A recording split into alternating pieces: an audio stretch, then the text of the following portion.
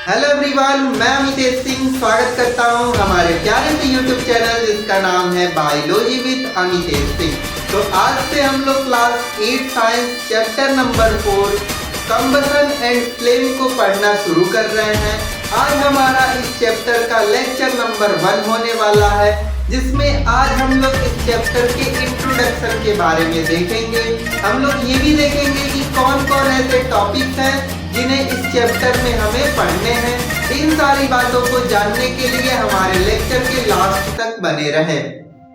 तो आज से हम लोग क्लास 8 साइंस चैप्टर नंबर 4 जिसका नाम है कंबसन एंड फ्लेम को शुरू कर रहे हैं। अब कंबसन मीन्स क्या होता है, तो कंबसन का हिंदी मीनिंग अगर आप गूगल पे सर्च करेंगे तो इसका हिंदी मीनिंग होता है दहन।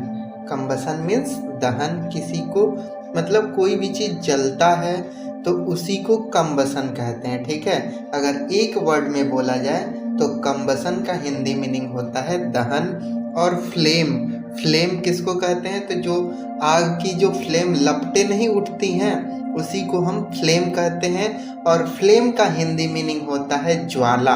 ठीक है, तो अगर जो बच्चे यूपी बोर्ड से होंगे तो उनके बुक में, अगर यूपी बोर्ड के बुक में देखेंगे तो इस चैप्टर का नाम लिखा होगा कंबसन एंड फ्लेम, जिसका हिंदी मीनिंग होगा दहन और ज्वाला।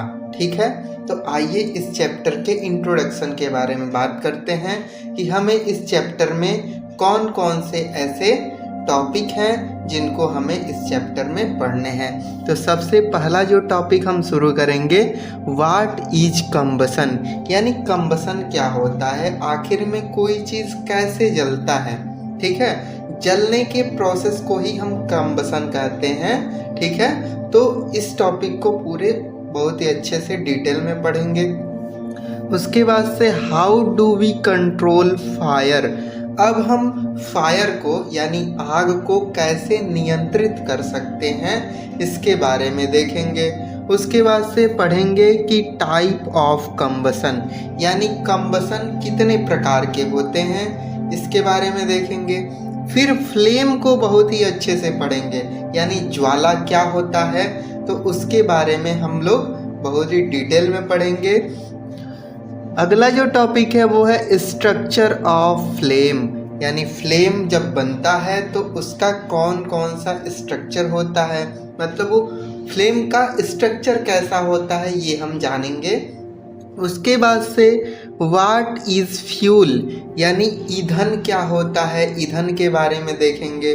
फिर फ्यूल इफ़िशियंसी क्या होता है इसके बारे में जानेंगे।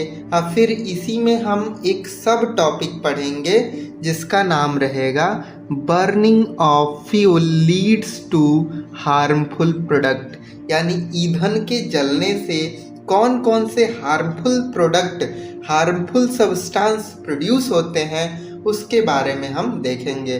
तो कुल मिला के कहा जाए तो ये बहुत ही छोटा सा प्यारा सा क्यूट सा चैप्टर है जिसको पढ़ने में बहुत ही मज़ा आने वाला है।